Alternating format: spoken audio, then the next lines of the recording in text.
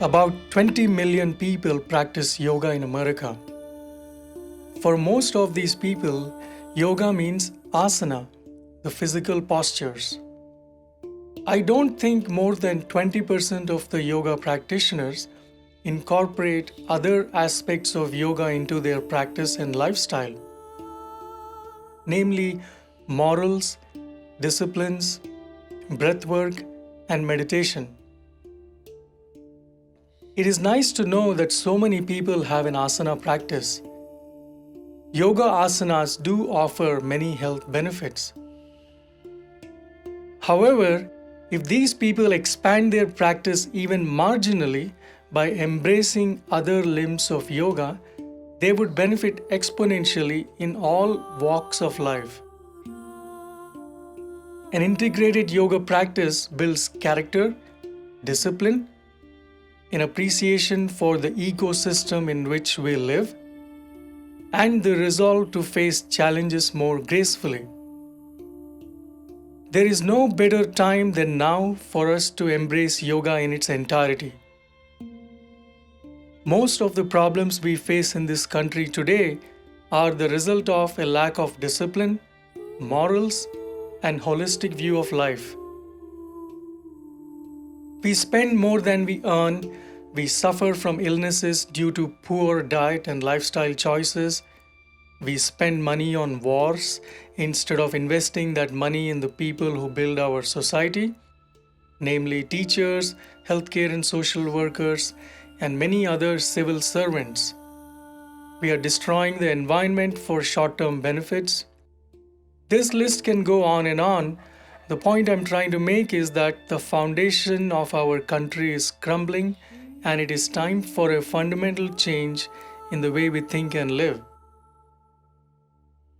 If one sincerely embraces an integrated yoga practice, they can easily avoid the problems mentioned a few moments ago. We need to focus less on working out and focus more on working in. Real yoga is practiced outside a yoga studio or a gym.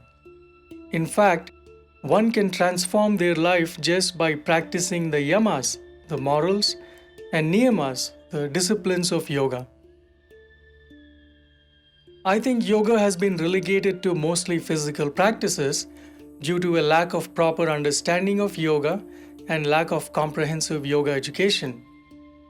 I see many delusions or mayas of yoga in America. I spoke to 12 senior yoga teachers about my observations.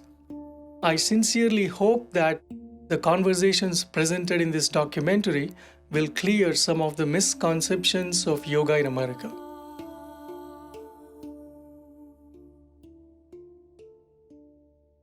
This documentary will address 4 different subject areas which will be presented as mayas or delusions as we delve further into the movie.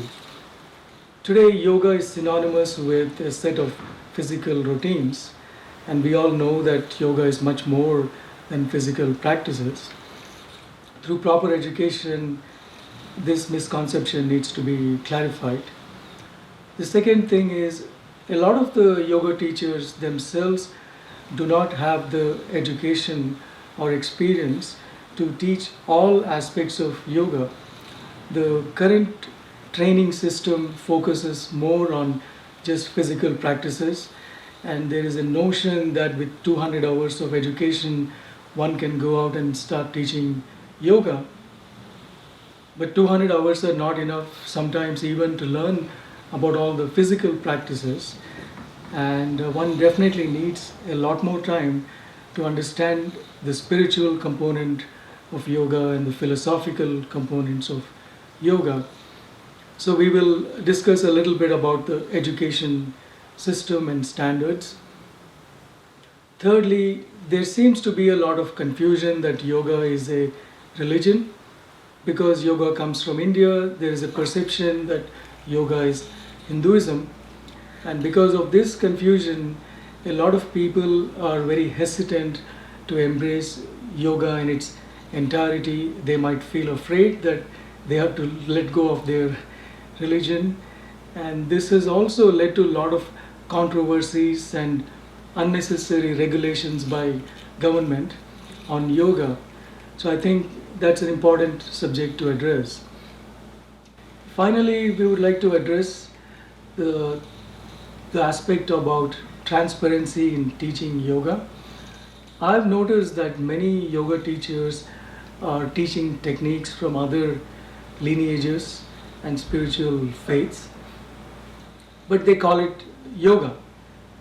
And I feel that it's important to be very clear as to what yoga is, and if one is modifying yoga to incorporate some other techniques, we should make it clear to the students what it is that they are getting from their teachers. If we don't make this clear, we might be misleading them on their spiritual journey. So I hope this documentary is a stepping stone towards creating more clarity about yoga in America, and I hope it encourages people to embrace all other aspects of yoga and not just the physical part of it. A quick overview of yoga seems appropriate for a documentary of this nature. The Vedas, from which the yoga philosophies were derived, mention four different paths of yoga: Bhakti Yoga, Karma Yoga, Jnana Yoga, and Raja Yoga, also known as Ashtanga Yoga. All these paths ultimately take us to the same destination, that is Samadhi or Moksha. The final goal manifests in the dissolution of ego in us, thereby dissolving the duality between us and another being or another God outside us. Different people embrace different paths based on their spiritual proclivities. I feel that one can rarely be on just one path. We are constantly engaging in activities that were prescribed by all these four paths.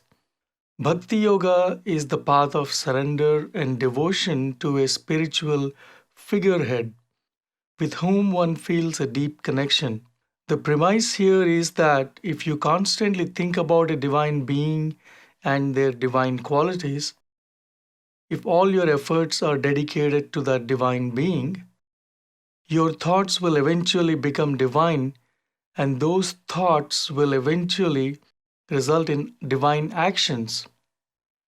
Karma Yoga is the path of selfless service.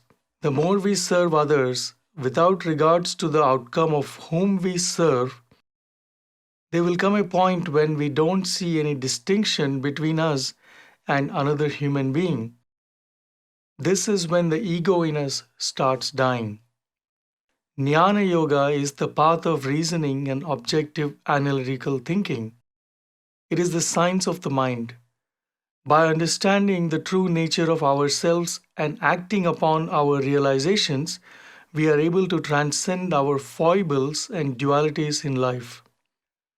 Raja Yoga is an integrated path that combines physical practices such as asana and pranayama, various stages of meditation, built on a strong foundation of morals and disciplines. In my view, this path includes various aspects of the first three, that is, bhakti, karma, jnana. Given its integrated approach, it is no wonder that Raja Yoga is the foundation of modern yoga practice. Patanjali's Yoga Sutras are the building blocks for all modern practice. Many brands of yoga have emerged from Raja Yoga over the years. Hatha Yoga, the most commonly practiced yoga path these days, is a subset of Raja Yoga. This practice does not incorporate the yamas and niyamas, namely the morals and disciplines. For the purpose of this documentary, we will be referring to the 8 limbs of Raja Yoga.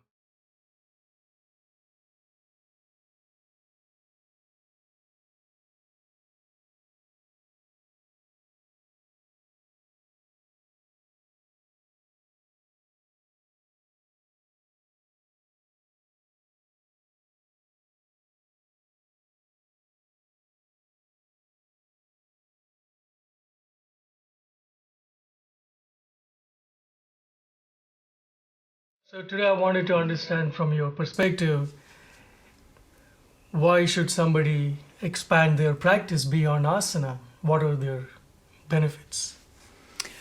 Well, I mean, first I would say that I think we all kind of come into this world with our own level of understanding. And so I think asana really is going to have its own meaning and its own place for each person and where it can lead you, because obviously we're attached to our physical body. We're attached to that first Annamaya kosha. That's kind of where we all start, right? And if we can start to use asana to move beyond the physical body and to realize that there's actually something more there, that we're more than just what we see, feel, and touch, then I think it leads us into a place where we want to discover a little bit more about this journey that is the yogic path. Is there something that came before the asana practice that we missed that we may want to relook at once we started our asana practice? Because that's our pathway in. That's what attracts us first in America, is the physical aspect of it. But once we're in there, we've gone in, when we've experienced it at whatever level, whether it's in a in a yoga class or in a gym or in an ashram or wherever, we have time to pause before we think about what's next as to what was there. There was something before this. I skipped something. I think people go into meditation spontaneously in that 5 or 10 minutes on the yoga mat. Maybe they do a little bit of chanting at the beginning of class, maybe a little bit of chanting at the end.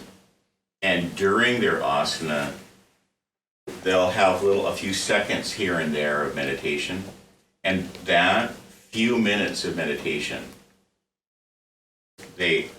people get attuned to their own life force. Most people move beyond asana when they need it in their lives, and whether that's just the normal maturing process. But I find that many, especially of the younger ones who love the physicality of asana, I find that they come to meditation, pranayama, let's call it the quieter practices, the more inward practices. They come when there's a problem, a tragedy in their lives. Sometimes people go, well, why should I even do yoga? Why should I meditate? And honestly, there is a psychic evolution that's happening on the planet at this moment. I really believe it. And I believe that in the next 20, 25 years, things are going to be really different. A lot of people are starting to really open to a sensitivity that wasn't here before. They're understanding the universal laws of all humans. We're here together as a team. We're helping one another. It's becoming more and more predominant. And I believe that that's going to grow. How can it be that you live in a way that doesn't acknowledge who you really are? Now, you might find that through asana. Cool. You might find it through meditation. You might find it through the deeper studies like jnana yoga. It's more about the intellectual aspect. Bhakti yoga, through devotion, the heart, right?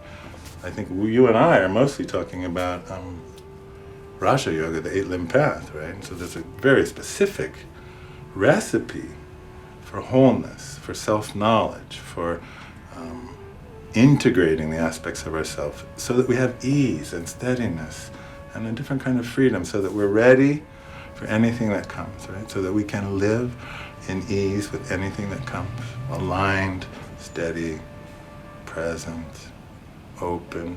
You talked to me earlier about freedom, really free in a fundamental way, moksha. I think that we have to have access to some of those other limbs of yoga that actually allow us to have that true experience of what the full promise of yoga can be.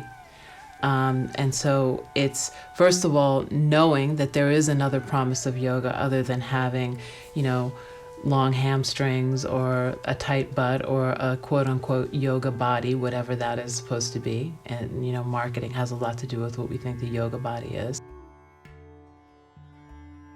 So the yamas and niyamas are really essential, and rather than rules, I like to think of them in and of themselves as a practice.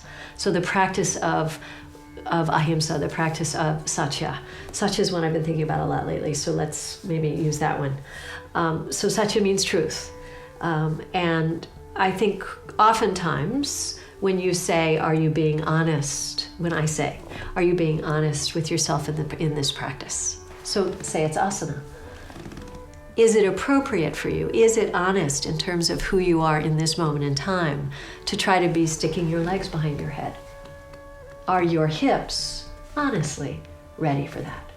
So I think it's a really easy entry to look at all of the yamas and niyamas, even on the yoga mat in terms of asana. That they may, in fact, the yamas and niyamas apply not so much to daunting aspects of the yoga world, but more about a caution that we have the potentiality for instinctual behavior. And the yamas are there to teach us that this instinctual behavior can be curbed. So even one tiny step is yoga. It's a tiny step in winning the battle with the mind as to who's in charge. And then the niyamas themselves had their own practical application. We have instincts towards certain things that are good within us. You know, I mean, the yamas obviously are about, can we control our violent nature? Can we control our ability to deceive, manipulate, and lie? Can we control our desire to take? Can we control our desire for lust? Let's be honest, you know, lust is an important part of our personalities. At some level or the other, we may call it love, but... And then can we control our desire to own everything? Yeah, I go to my asana class, I feel great. Of course you do. But if there's a gradual mixture, say in a class of pranayam, mantra, and kirtan, philosophy, dharma, as it's described, discussion of the energy experience that's happening. You know, what is going on with the nadis and the energy in the body, and what is the sushumna, and what is the Idam Pingala, and oh, you mean if I align my Idam Pingala, that's the same thing as aligning my nervous system? And oh, wow, right? Deeper understanding. So that's one way to think of it. In the class, how to use all the tools to define the experience gradually so that deeper awareness and understanding comes from the student. Oh, it's not just my body. I mean, yoga would say this, right? You're not just your body anyway. And let's be honest, physicists would say this too. Physicists are very clear. This is an energy field. Don't get confused about this. I say all the time in my class, not the pose, the practice. When I first started practicing yoga, I was doing a Kundalini yoga practice, which was a lot of energy, but it was never really explained to me what we were doing and why we were doing it. And then I kind of migrated over to Hatha yoga and more of a power yoga practice. And I became very kind of focused on the physical look of what the asana was supposed to look like. I was very focused on being able to achieve all the arm balances and the handstands and making sure that I was, you know, the strongest in the class or had the best practice in the class. And then I went on a yoga retreat and I took a copy of the Yoga Sutras. I went to the Bodhi tree and I thought, oh, I should bring some kind of a yoga book with me. I had no idea anything about what I was doing. I just happened to pick up a copy of the Yoga Sutras. And I spent 3 days and I could not put the Yoga Sutras down. I probably understood one millionth of what I was reading. But what I did realize is that the yoga that I was practicing was not going to lead me to this place that the Yoga Sutras was talking about, and that I needed to find a teacher that was going to lead me to that place. Yoga of the breath, known as pranayama. There are many techniques of pranayama, and because we have many techniques, we can use them for different people, for different needs. Then, I think most essential is the next one, the yoga of the mind. Here, when we are ready, we can use this mind, the different jumping mind, in such a way that the mind, instead of dwelling on 100 things, will stay with one thing for a length of time, like this mountain. No, it's really amazing to see a mountain like this. Think of the mountain and receive some inspiration from that mountain. This is what yoga of mind does. When I link my mind with something profound, that gives me something. Somehow I receive something from that. And that changes me. That changes my personality.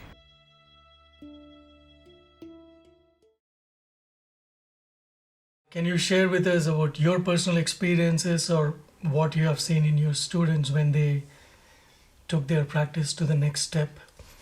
Any inner, outer manifestations in their personalities? Yeah, absolutely. The most that what I see is clarity and a sense of awareness that comes about where people actually begin to see how their own mind works and how their own mind and their thoughts are limiting their own lives. That's, to me, is the biggest kind of result of being able to slow things down a little bit, to focus more on the breath, and to really allow yourself to come into a place where you can truly practice pranayama and practice meditation, that they actually get to see almost as though they're watching themselves in a movie, that they become the observer, they become the witness to why maybe they're repeating the same patterns over and over in their life. And then they get to start to have ways where they see themselves acting a certain way or beginning to think a certain way. And there's actually a pause where they can start to unwind that kind of action. And that starts to shift their lives in big, big ways.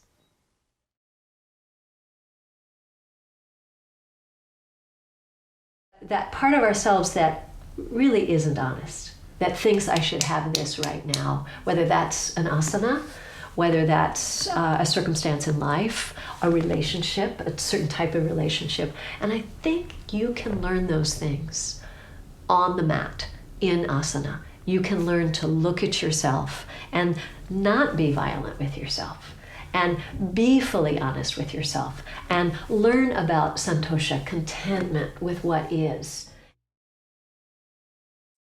Can we actually perpetuate and increase our desire for purity? That exists too. Can we increase our desire to do good, to make the effort, to express the endeavors within our hearts, our goals, our visions? Can we study what it is that we want to? These,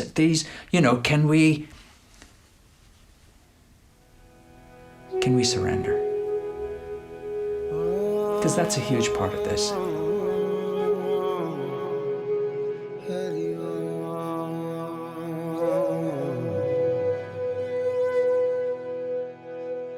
A lot of people think yoga is a religion, and they're afraid to practice yoga. They think that if they practice yoga, they have to relinquish their religion and maybe embrace a new one. But I would like to make it clear that yoga is not a religion.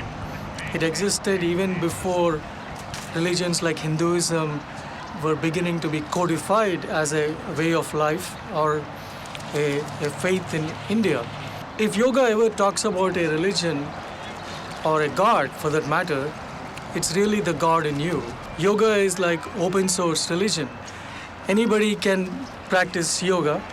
At the same time, they can use it to strengthen their own belief system, whatever that may be. If you see the Patanjali's Yoga Sutras, only at one point they make a mention of something that is close to God. That is called Ishvara Pranidhana. Ishvara means God or a universal source or a creator. And Pranidhana means surrender. So surrender to the divine essence is an important concept in a yoga practice. Yoga will only make you a little more stronger in your belief system. There is no need to be afraid that you have to start believing in a new god or a religion if you practice yoga.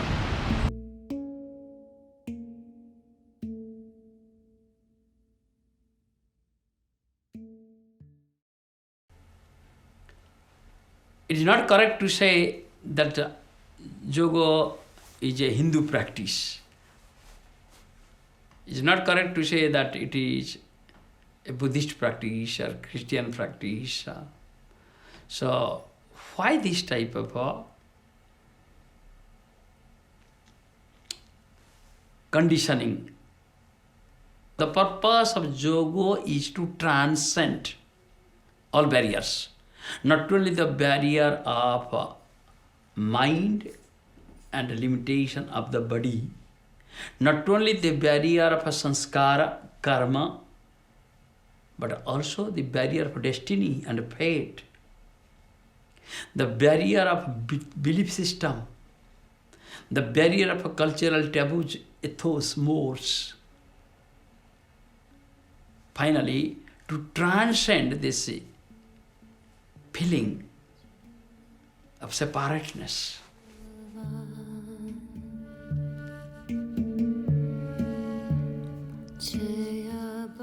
It's not my view. It is scholarship, that yoga is not religion. Emphatically not. Yoga is one of the 6 ancient darshanas, philosophical systems. This word darshana means philosophy, ancient philosophy. And it was a separate philosophy from the philosophies that became world religion. Even way back, prior to Buddha, prior to Christ, there were these philosophical systems, and yoga was separate from those other darshanas. However, yoga has been universally useful to all those systems. This is why yoga went through the ancient world and went over, hundreds of generations, and we still have it today, because it was applicable to the situation, to the language group. So many different, 400 different languages in ancient India, and many, many religions, not just Hinduism. And yet yoga was useful to all of them. I don't feel like yoga is a religion. I'm a Sikh, and I don't even actually feel like being a Sikh is a religion. There are different pathways to open people's consciousness to God consciousness. From the wise ones, knowing how to open up the energy through the body so a man, a woman could live in a God conscious, aware, radiant state. And that wasn't any religion. That was just the wise ones putting forth different tools so that people could just not live in pain, not live in the lower centers, not live reactionary, not be against each other, but be with each other and for each other. What is religion? To me, religion means bondage. That's just probably imprints from my own upbringing. But the spiritual path is about freedom, and religion is about fundamentalism. To me, and so I think the path of yoga is about liberation, and I'm not talking about like enlightenment. I don't even mean that. I mean just liberation from all the stuff that binds us. For me, the life journey is a journey of the heart, and it's a journey of discovering love and finding love and awakening love. Being honest, being kind. So what's religion? The practices, most of the practices that I do in my daily life come from the Vedic tradition, from the Indian tradition, which now people call Hinduism. But I could never say I was a Hindu. I mean, I'm just a human being who longs for spirit, longs for God, and I've met these beautiful, beautiful human beings who have guided me in some of these practices that have lit up my heart. Like say here we are seeing the 2 very renowned masters' pictures. One is Swami Vivekananda sitting there. What he said, "Garv se kaho hum Hindu hai." With pride, you say, "I am Hindu." But he never carried any insignia of Hindu religion. Neither he was carrying a statue, nor he was doing any arati anywhere, nor he was having any repulsion. Oh, you are a woman, I cannot be with you. you are a drunkard, I cannot be with you. Because he came to the West and he showed what a true spirituality is. So we find in Swamiji's life no cultural conditioning.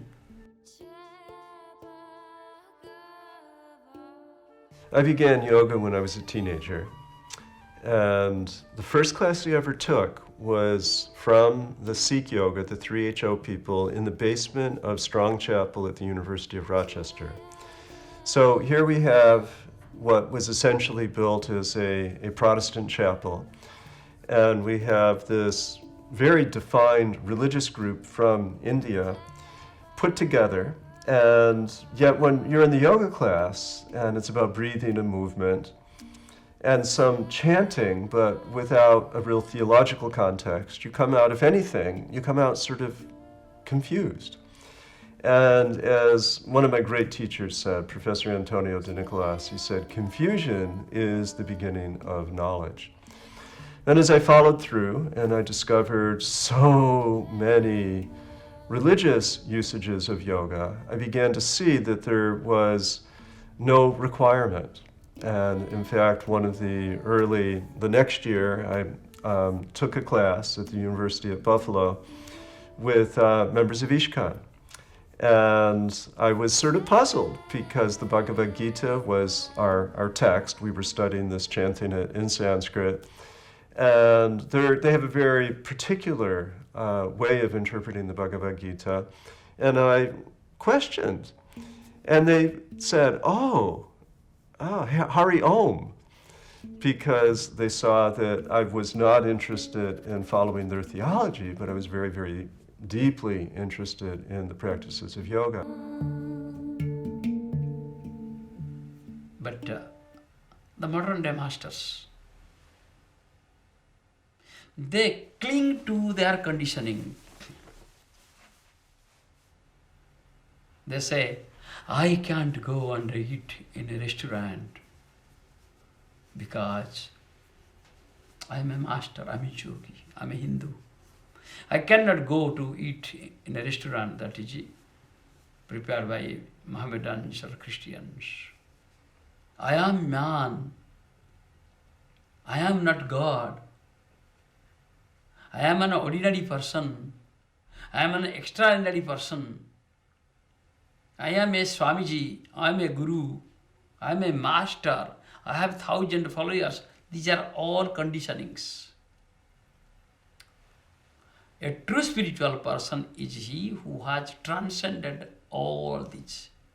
In my book, The Promise of Love, Sex and Intimacy, I have people of all faiths, including 2 wonderful Christian ministers who speak clearly about this subject, where they took up a yoga practice and they found it really helped them to go deeper in their Christian liturgy and their Christian life, their Christian faith,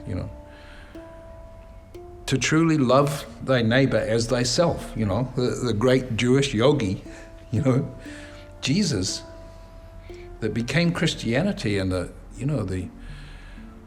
fundamental tenet of the Christian life is to love thy neighbor as thyself. You see, well, love thyself, Inhale, exhale, love this life, embrace this life. Then there's a chance that I can love you, embrace you. But if I'm not sensitive to my own life, it's very difficult. I simply cannot be sensitive to another. Religion creates this belief in the mind and fear in the heart of some external authority who is watching all your action. And why he is watching? He is watching only for the purpose of punishing you. So the fear is inbuilt in religion. But in yoga, the past thing that is to be demolished, that yoga demolishes, is fear.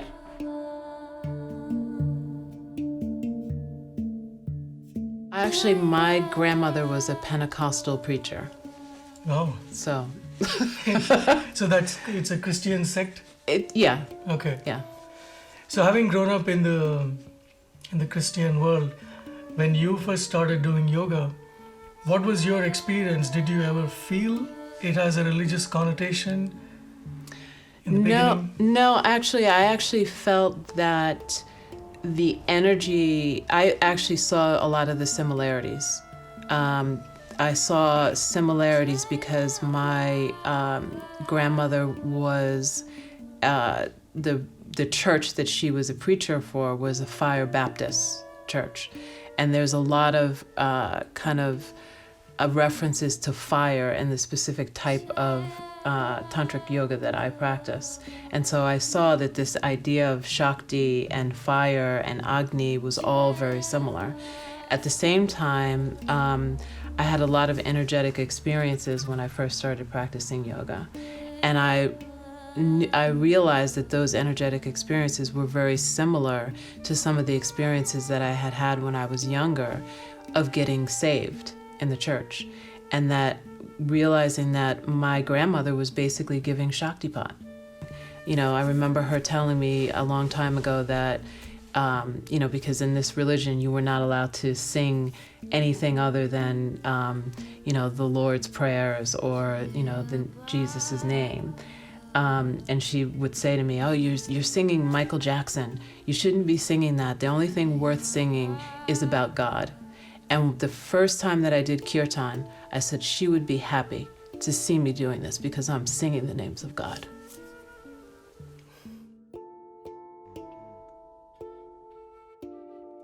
For me, I don't see any difference between that type of worship and being able to connect to the divine.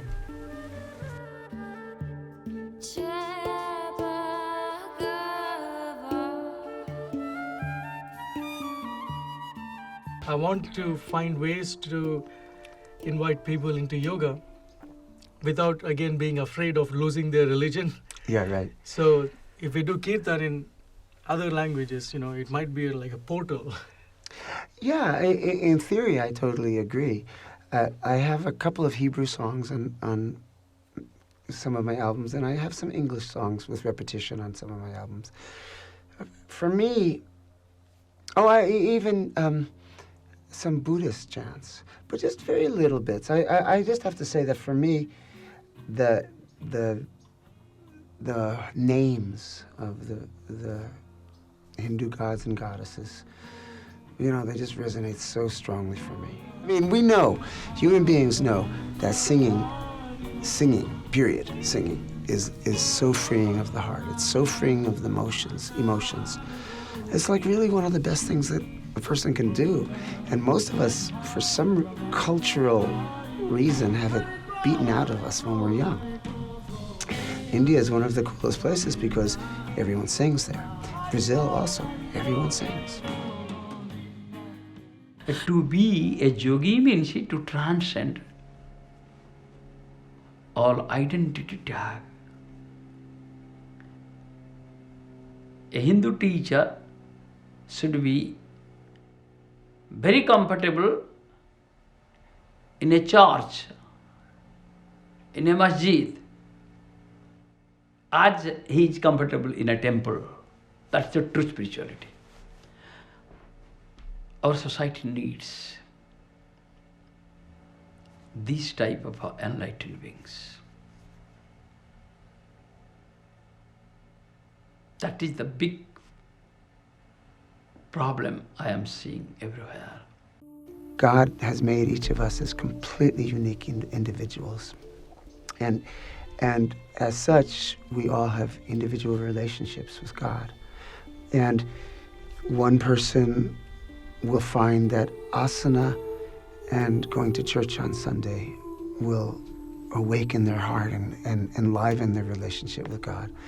Another person will find that doing japa of Ram, Ram, Ram, and drinking a lot of coffee is what they need to, that's sort of me, to feel that relationship, that personal relationship. I mean, that's what Bhakti Yoga is about. It's the personal relationship. And since each person is so completely unique, how could we fit into a box of religion? The best that we can offer anyone else, the world at large, is the truest, deepest, most authentic inner connection that we have. And to express that in the most honest, real way that we can.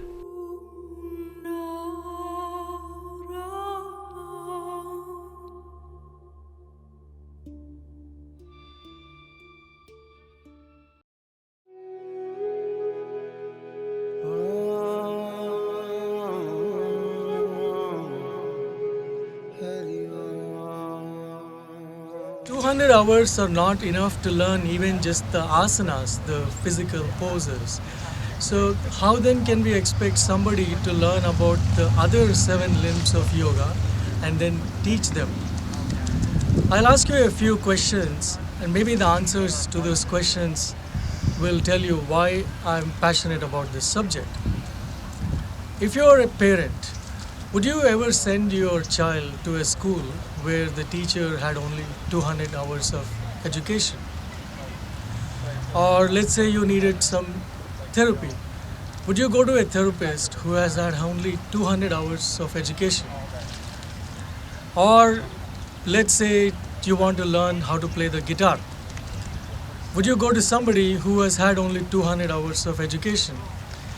I'm absolutely sure your answer to all my questions will be a resounding no. In addition to wanting them to have more education, you will probably expect that person to be more experienced. So with that in mind, I would like to ask America, why do we have such low expectations of yoga teachers? Why has such a vast science of self-realization been trivialized to only 200 hours of education? Yoga is a spiritual science. Teaching yoga is a bigger responsibility because you're having a bigger impact on the world when you teach yoga. So it's even more important to learn it right, live it right, and teach it right. Okay. 200 hours is just to dip the toe in the pond. And then some people say, well, being a teacher is not about how you can do it, or being a gymnast, or being a yoga model. It's, can you actually explain it to somebody else, right? Can you impart something? I don't know that we can ever say, what would that gateway look like? You're ready, you're not ready. The good part about educating so many yoga teachers is that you're promoting a mushrooming effect of passing on a kind of ways to make the world a better place. People teaching, people caring about someone else's alignment, people helping other people with alignment. It's a positive momentum. Is 200 hours enough? Absolutely not. In terms of yoga, there is a sense that there's almost a democratic sense about it. Like, this is something that belongs to everyone. How dare we place standards upon it at all? How dare we place limitations upon it at all? And I think there is a sort of idealistic desire to have easy barrier to lower the barriers to entry. Well, this is where the beauty of institutions comes into play. And I know it's very popular, particularly for yoga people, and even historically, to be anti-establishment. But an establishment or an institution can be a wonderful guide. Really good news that helps me feel not scared is that what I do know is that we find the right students will find the right teacher. And so the people who've been practicing, say, 3 years, and then they do a 200-hour training, are they teaching yoga like you and I would want? Absolutely not. Can they teach a physical practice that's hopefully safe? If I train them, they can. And that will be what they're teaching. And the people who come to them will be people who want to stretch their hips and breathe a little more deeply or get a good sweat. Do you see what I mean? I think that people find the right teacher and will seek the depth of yoga that they want and that they're ready for, whether they're conscious of that or not. Yoga is something that transcends time and place. Yoga has existed right? In more than just this time and place. And yoga is not corrupted by time and place. Yoga is yoga. But how are we actually applying it to the time and the place now while being true to its intention? So it's almost like the yoga teacher sits in, or the really skilled yoga teacher, when we talk about a yoga teacher versus an asana teacher, and we talk about, whatever levels we're talking about, when we're talking about a yoga teacher who embodies something and has a very deep, deep skill, it is that ability to sort of live in a state of paradox of here's a teaching that comes from a different time and place, and yet also comes from this time and place. And how do we have a relationship with that in ourself and in our student and in the teaching? It's very interesting with a 200-hour training, because I think that it's really a great entry point. That in the 200-hour training, people learn about nonviolence and truthfulness and self-control. They learn about contentment, and they learn about self-reflection. They learn at least that those things exist, and whether they're practicing them daily or not, that's yet to be seen. But they also do learn the foundations of breathing and movement. And I think that that's a very, very important place to begin. For people who want to make an effort to teach their students more than asana, embracing all these aspects in their yoga practice, what kind of obstacles do you foresee? Because if it has not happened, that means something must have stopped the teachers or studios from giving yoga as an integral practice. Yeah. From your experience as a teacher, what kind of obstacles might one face? I think the obstacles are simply that Krishnamacharya's teaching has been left out of the popular styles, and so the obstacles to teaching pranayama and meditation is simply that the knowledge isn't there. And we've confined our yoga teaching to the teaching of postures and the shapes, the anatomy of the body, which is fair enough, but even the hatha aspect, the breath in its polarities of strength that is receptive, has been left out of even that teaching. So we need to get it in, and then there'll be many more teachers familiar with pranayama and how meditation arises from asana pranayama as a seamless activity. So that's what we need. We need a little more education. I remember when the Yoga Alliance, we were just having an early meeting, this is maybe 12 years ago, and talking about how to set the standards. And one of the things that I kept saying is, most teacher trainings, you don't have to have any experience to enter them. How do we decide who gets to start with a 200-hour training? If all of my trainees had been practicing for 10 years every day, asana, some pranayama, and even a short meditation, then I might get somewhere with 200 hours. They might really be ready. But sometimes I have that person, and then right beside them, I have someone who's been practicing for 2 months, and somehow they snuck in. Or I have someone who's been practicing for 10 years once a week. Right, so how do we, if we can start with a level playing ground that was a high level when they start the training, we might get somewhere with 200 hours, but that is completely unpredictable. And I do feel that unless you've had a certain amount of experience as a practitioner, you cannot offer to your students to explore and consider and to sit and see for themselves what their own truth is. Rather, like a science, we say, this is the way. And yet I think true yoga, a good teacher will say, here is a way. Try this. And if it feels like you've come into an obstacle, pause. And let's see if we can find another path for you. Right? I don't think one can do that with 200 hours of experience. We cling to the one thing that we know and understand. And I think that is very limiting. I don't know how to control that.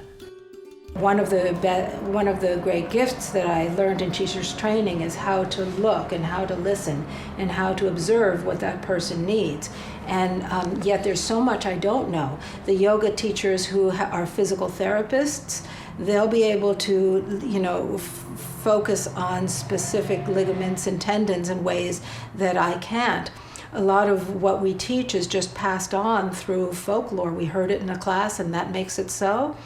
I don't know. I mean, who's really checking?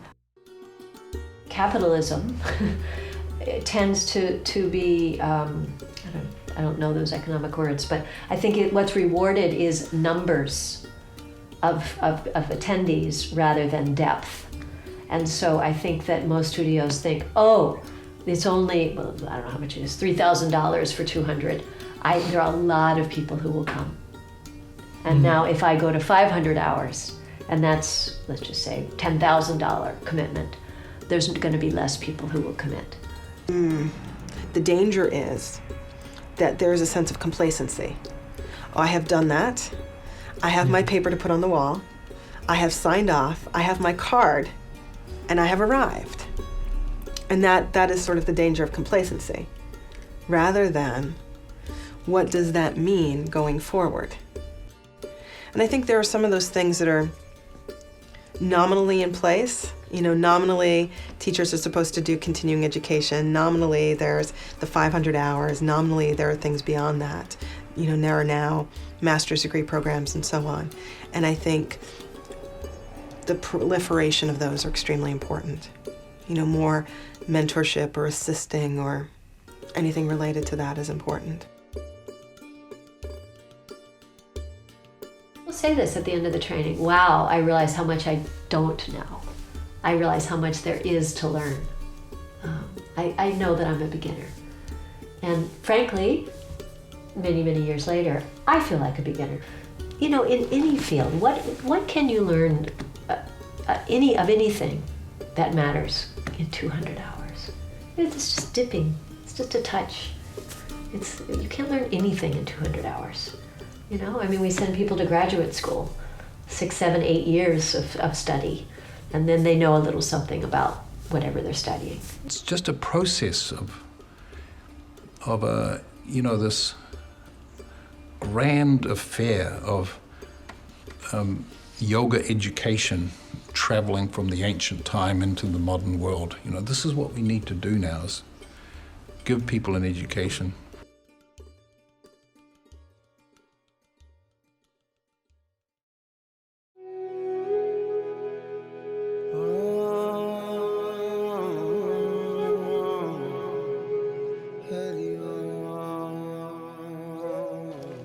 I'm observing that a lot of American yoga teachers are teaching yoga from a tantric point of view, and I often wonder if that is confusing people even more about what yoga really is. Yoga and Tantra are two spiritual paths with very different approaches. And I see three main differences. One is yoga is the path of renunciation. It's all about withdrawing from external distractions and sensory stimuli and going inwards. Whereas Tantra, on the other hand, encourages to engage and involve and maybe even indulge in the things that yoga is asking us to renounce. Second thing is, yoga is very strongly based on morals, disciplines and morals. Yamas and niyamas are extremely important in the yogic practice. Tantra, on the other hand, does not emphasize on morals at all. So because of it being an individual practice, the question of what is good for others does not even arise. And thirdly, yoga is a little more prescriptive in nature. It's like a best practice that has been given to us by our ancestors who found it extremely useful on their spiritual journeys. And Tantra, on the other hand, is individual and experiential based practice. So once they learn these basic techniques, then it's all left to the individual about their own discipline and practice and what they learn from it and what they do with those learnings. So these are three fundamental differences I feel between yoga and Tantra. To talk about it in a practical sense, these days yoga classes are full of what I call distractions. We have a lot of music, loud music playing. Then sometimes they incorporate dancing, martial arts, special light effects. You have even some kind of incenses and smells, all incorporated into a yoga class, probably with the intention of entertaining people. And in my view, these are all distractions. They are taking the person away from being there. And all these distractions go against the holy grail of yoga, which is to go inwards and cut off from other distraction. They should know what Tantra is. First of all, if you say you're teaching yoga, teach yoga. No, but there is Tantric yoga. There's a whole history of Tantric yoga. Much of our yoga practice teachings are based on Tantra. We're not recreating the wheel. This has been happening for the whole period of Siddhas. That was Tantric. And Tantra was memorizing, Tantra was mantra, Tantra was alchemy of medicines, Siddha medicine. Tantra is very different from what we think it is. Tantra is not sexual indulgence. Feeling good is palliative care, right? In some way. But doing the work is the cure. So I'm in this moral quandary. Are yoga teachers doing what they're doing because they want to help people heal and be better people? Or are yoga teachers teaching because they want somebody to just feel good and be entertained? There's a parigraha, there's a greed of, to have more people in class. And I think that that's a big trap. That when there's the financial aspect and when the school says, I'll pay you, $5 a student, then there's a kind of a parigraha that comes along with it. So that it's more about having more students than it is about, the quality of really connecting with what that person needs at that time. Tantra teaches us about non-duality, that the mundane and the spiritual are the same, and that as it is in the microcosm, as it is in the macrocosm.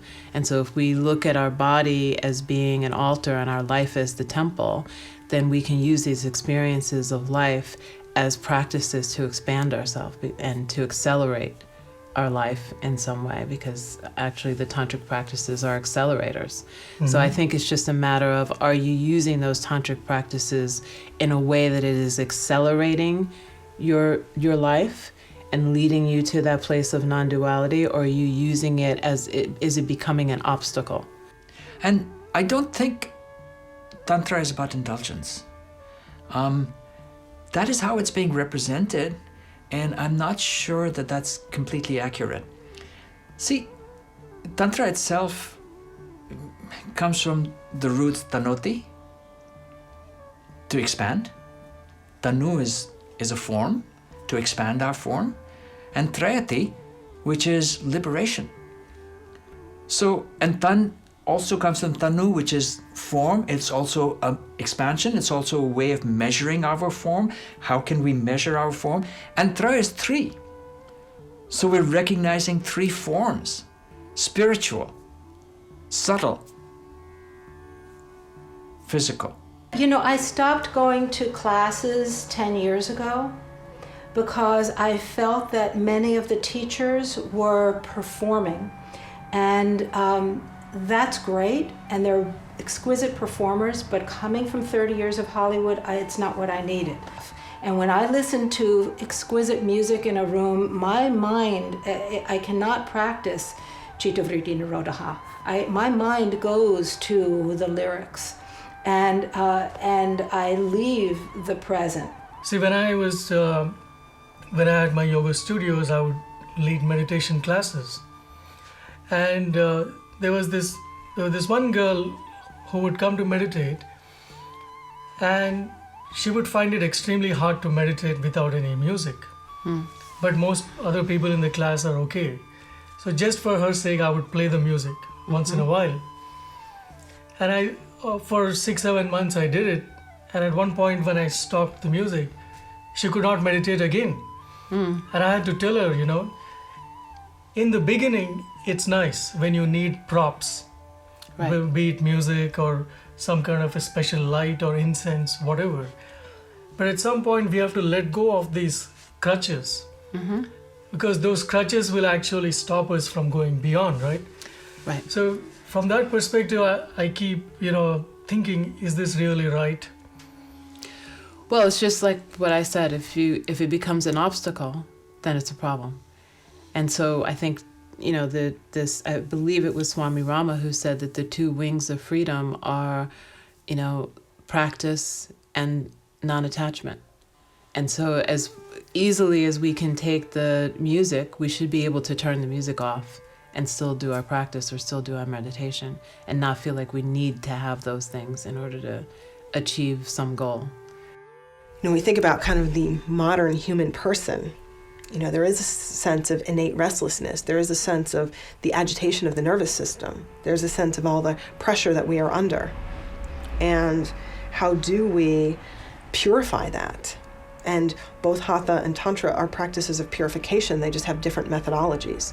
And yes, the world that we live in today, there's a lot of crossover. In most classes or teachings, it's sort of the yoga mashup. Do we then rely on music as the crutch? Maybe for some people, yes. But we also know from modern neuroscience that music can change your state of mind. And if you take somebody who has that distracted, nervous system agitated, living in the postmodern body, maybe it takes more than one thing. Maybe there is a value to the yoga mashup because we are in the complexities and the paradox of the 21st century. Here's the one thing I'm going to say about renunciation. I don't know if you want to take this or not.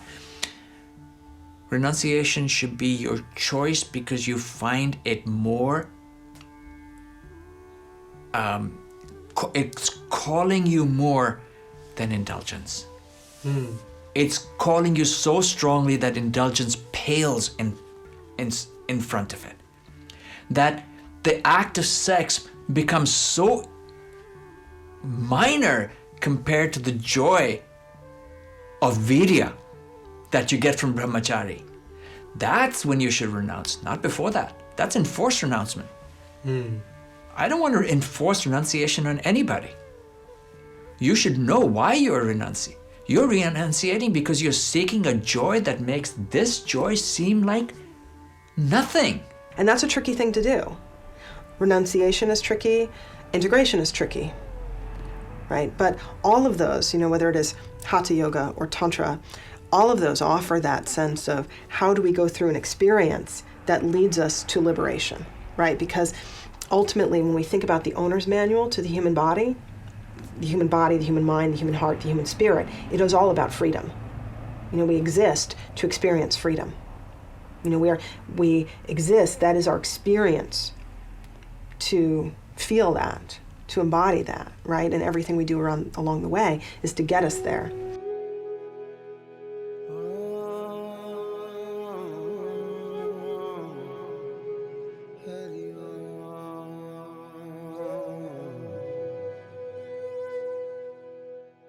Starts with you. It starts with the person who's teaching, or it starts with the studio owner, and that at some level that person has to commit themselves to self-mastery, because there's no way that you can lead another person to mastery unless you are dedicated to that yourself.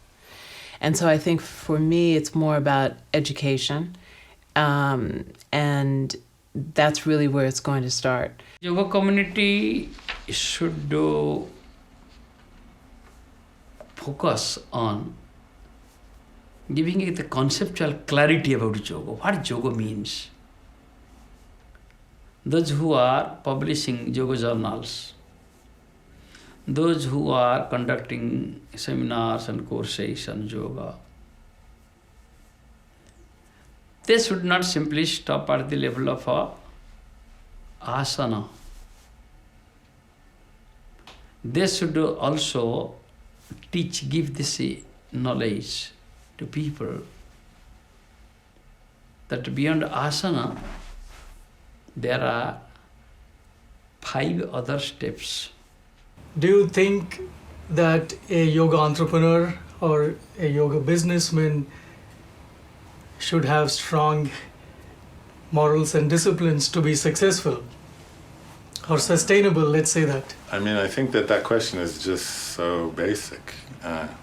What you're asking me is, do I believe that a life of yoga is going to create freedom and abundance? And the answer is 100% yes.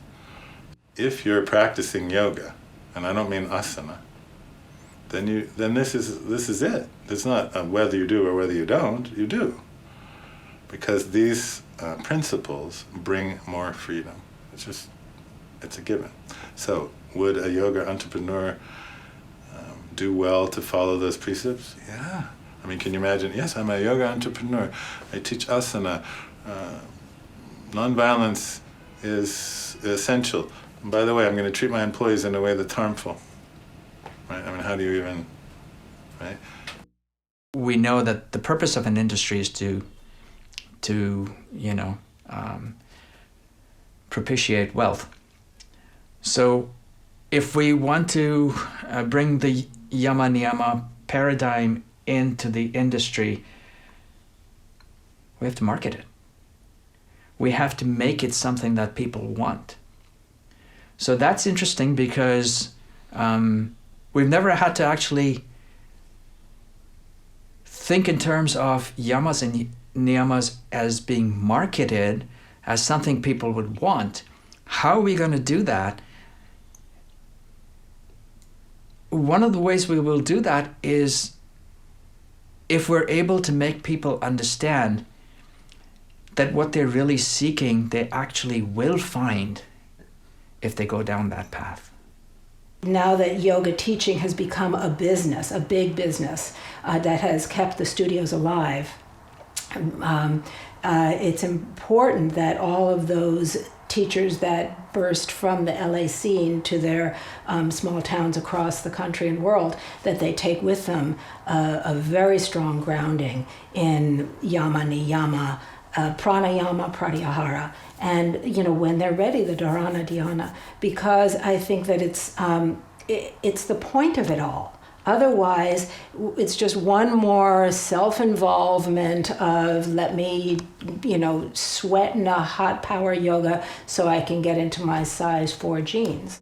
Yoga continues to suffuse through American realities. I think that it's also important for there to be people professionally trained in yoga, that is, that actually are familiar with the language, with the Sanskrit language, that are familiar with the history and the philosophy, and are well equipped to understand both psyches, the psyche of the Indian yogic system that highly values nonviolence and peacefulness and truthfulness, not in like don't tell lies sense, but in the sense of having sat, a sense of having a place of prominence and gravitas within the world. Mm-hmm. And to be able to interface and understand the needs of the American psyche, which tends to be a little bit rootless, tends to be quite mobile.